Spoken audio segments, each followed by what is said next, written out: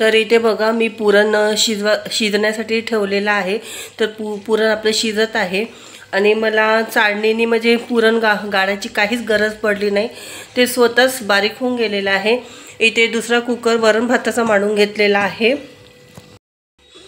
आणि इथे आणलेला आहे कथेचं सामान आणलेलं आहे। सॉरी इप्पी नाही आहे कथेचं सामान आणलेलं आहे।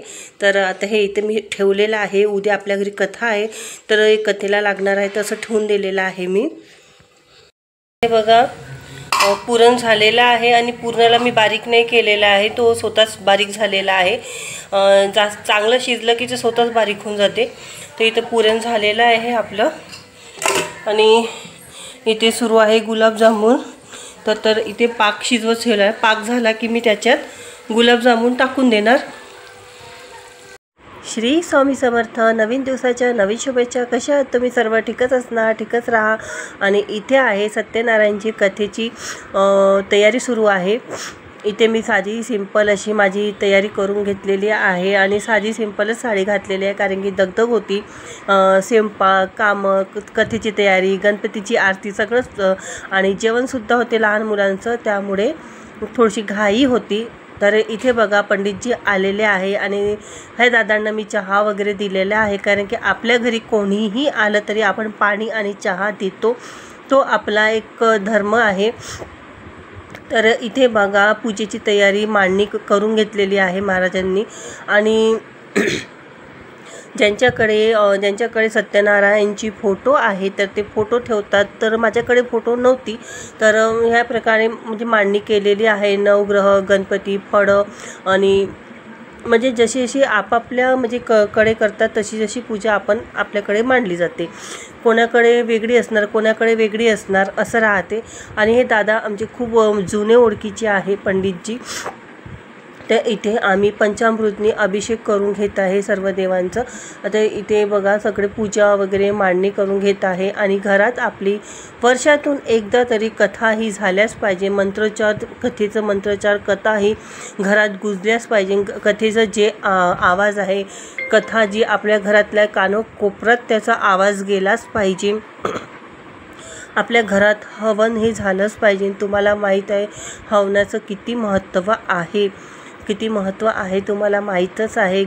हवनातला धूर कानाकोपऱ्यात गेलाच पाहिजे। आपल्या घरात पॉझिटिव्हिटी येते आणि निगेटिव्हिटी बाहेर जाते। आणि तुम्ही बघू शकता इथे आमची कथा सुरू आहे आणि कथा करताना म्हणजे प्रत्येक मंत्राच्या नंतर असं पाणी त्याग करायला लावतात पंडितजी। तर सगळ्याच्या मागे एक कारण आहे, प्रत्येक गोष्टीच्या मागे कारण आहे, बिना कारणाचं कोणत्याच गोष्टी आहे नाही। तर मी थोडी दमलेली होती, कारण की सकाळी उठून सगळे घरातले कामं करून, सगळ्यांसाठी स्वयंपाक करून, त्यानंतर पूजेची तयारी वगैरे करून, सगळं गणपतीचं पाहून आणि त्यानंतर मग आपण संध्याकाळच्या स्वयंपाकाची तयारीसुद्धा, पण जास्त लोक होते नाही तरीसुद्धा एक कामं म्हटलं आणि एकटीच्या मागं म्हटलं तर दगदग पुष्कळ राहते। आणि तुम्ही म्हणाल सासरचे का बरं नाही आले, तर सासरच्या घरी पण गणपती होता।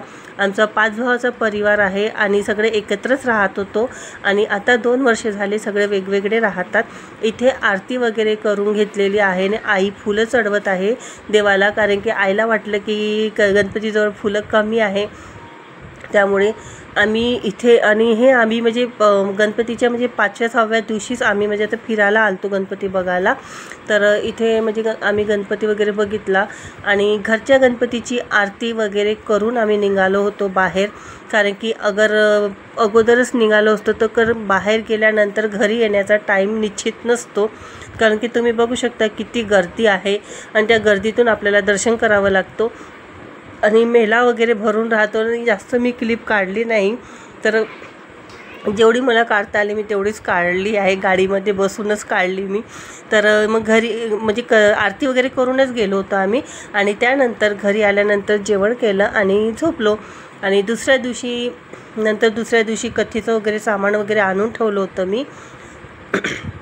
आणि इथे बघा आज आहे गणपती विसर्जनाचा दिवस। कथा झाली त्याच्या दुसऱ्या दिवशी आम्ही मग गणपती विसर्जन केले, कारण की आमच्या इथे अनंत चतुर्दशीच्या दिवशीच्या आधी गणपती कारण की आमची आजी खूप बिमार होती आणि त्यांची डेथ झाली, त्यामुळे आम्ही अनंत चतुर्थी दिवशी आधीच उचलतो गणपती। तर बघू शकता गणपती उचलताना त्याला पाठ दाखवायची नाही, पूर्ण समस्त घर आपलं फिरून घ्यायचं, त्याला सांगायचं हे घर तुझंच आहे आणि तुझा इथे वास आहे बाप्पांना हे म्हणत आपण गणपती असं मागेच बघू शकता तुम्ही ह्या पद्धतीने घराच्या बाहेर निघायचं। गणपतीला आणि आपली पाठ कधीच घरात म्हणजे घराला दाखवून निघायचं नाही। तर मग इथे उभे राहिले हवी, कारण की माझी वाट पाहत होते कारण की ते म्हणाले मला की मी गाडी चालवतो आणि तू गणपतीला घेऊन बस मांडीवर। आणि मला खरंच खूप आनंद झाला की गणपतीला मी अशी एक लहानशा बाळासारखी, बघू शकता तुम्ही लहानशा बाळासारखी घेऊन बसलेली होती आणि खरंच त्यांना म्हणजे विसर्जित करायची इच्छा नव्हती, पण काही हरकत नाही, आपल्याकडे आपले छोटे बाप्पासुद्धा घरीचे आहे जे आपण नेहमी पूजा करतो, त्यांची पितळचे आहे जे गणपती। तर हे बघा यांना विसर्जित करायची इच्छा नव्हती, मनातून भावना नव्हती। आपण जेव्हा आणतो तेव्हा किती धूमधडाक्यात गणपती आणतो आणि जेव्हा आपण विसर्जित करतो तेव्हा थोडं नर्वसच राहते। मग ते इथे बघा आम्ही गणपती वगैरे मांडून घेतला आणि योगायोग तुम्हाला सांगू का, इतकी हवा सुरू होती आणि तरीही आमचा दिवा पेटतच होता, म्हणजे विझला नाही, आम्ही दिवाला विझू दिला नाही। दिवाला आरती वगैरे झाली, गणपती शिरून झाला, त्यानंतर दिवा विझला आणि मग दिवा वगैरे तिथे सगळं आम्ही थंड करून टाकलं आणि इथे बघा आरती वगैरे केली आम्ही छान मस्त। दिवा सुरूच होता आणि एका हाताने मी आरती फिरवली आणि एका हाताने दिवा म्हणजे दिव्याला असं पकडून होती।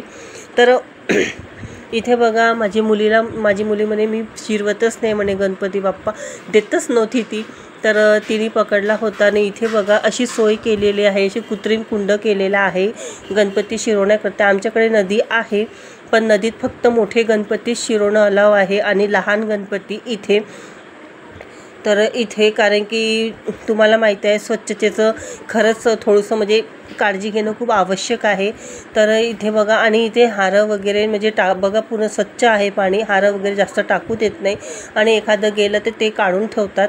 तर इथे सुरू होतं म्हणजे कसं उतरायचं पाण्यात, तर मी म्हणाले मी पाण्यात उतरत नाही कारण की पाण्यामध्ये गणपती शिरवले होते आणि त्यामुळे त्यांना थोडंसं खटकत होतं आणि पायरीचे पाय जे होते ते खूप लहान होते, त्याच्यामुळे तिथे उभं राहता येत नव्हतं त्यामुळे थोडंसं म्हणजे दिक्कत होत होती। तरी ॲडजस्ट केलं आणि खाली वागता नव्हतं येत म्हणून मग त्यांना मुद्दामून थोडंसं म्हणजे वागता येत नव्हतं गणपती शिरवण्याकरता, तर त्यांना थोडंसं मग एक पायरी खाली उतरावंच लागलं। पण ते म्हणाले तरीही मला खाली उतरायचं नव्हतं म्हणा, कारण की खाली उतरलं तर गणपती वगैरे ठेवलेले होते ना त्यामुळे। तर तरी एक पायरीवरच उभे राहिले, खाली उभे नाही राहिले गणपती शिरवण्याकरता।